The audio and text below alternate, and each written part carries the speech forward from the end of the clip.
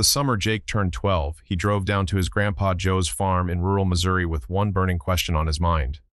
As they sat on the old wraparound porch sipping sweet tea, Jake finally worked up the courage to ask, "Grandpa Joe, when I grow up, I want to be really successful. Can you tell me what it takes to make it in this world?" Instead of answering directly, his grandfather just smiled and said, "How about we take a trip to Henderson's Garden Center?" At the nursery, Grandpa Joe bought 2 identical oak saplings, same height, same number of branches, same healthy green leaves.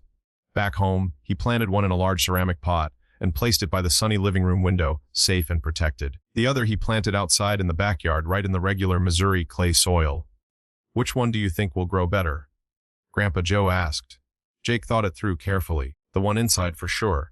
It's protected from storms, drought, extreme heat, and animals that might damage it. The one outside has to deal with whatever nature throws at it." His grandfather just nodded.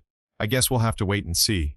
4 years later, when Jake returned as a 16-year-old driving his dad's pickup truck, he remembered the trees and asked to see them. The indoor oak was still alive, but it looked disappointed somehow, still roughly the same size, with a thin trunk and pale green leaves that suggested it was merely surviving. But when they walked to the backyard, Jake's jaw dropped. Where the small sapling had once stood now grew a magnificent oak tree nearly 15 feet tall. Its trunk was thick and strong, its branches spread wide, creating a canopy of deep green leaves that rustled confidently in the Missouri wind. "But how is this possible?" Jake stammered. "This one had to face storms, droughts, heat waves, everything. It should be weaker." Grandpa Joe placed his weathered hand on the outdoor tree's sturdy trunk. "Jake, this tree went through hell and back. That tornado 3 summers ago, it bent this tree nearly to the ground, but the roots held fast.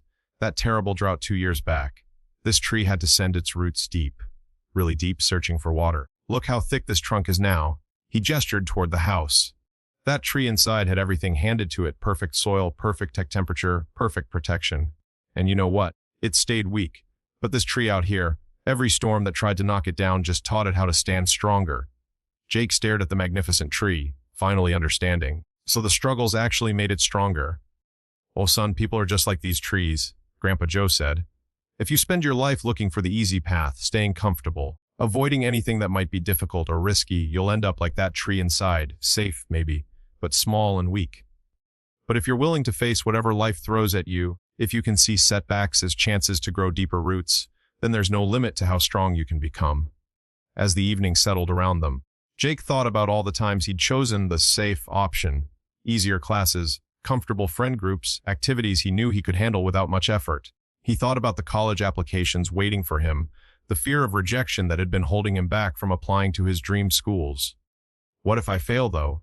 Jake asked. "What if the storms are too strong?" The old man smiled, patting the tree's solid trunk. "Jake, look at this tree. It's been knocked down more times than I can count. Ice storms, heat waves, floods. Each time it got back up stronger than before. The only real failure is never trying in the first place." That night, Jake lay in bed thinking about the 2 trees.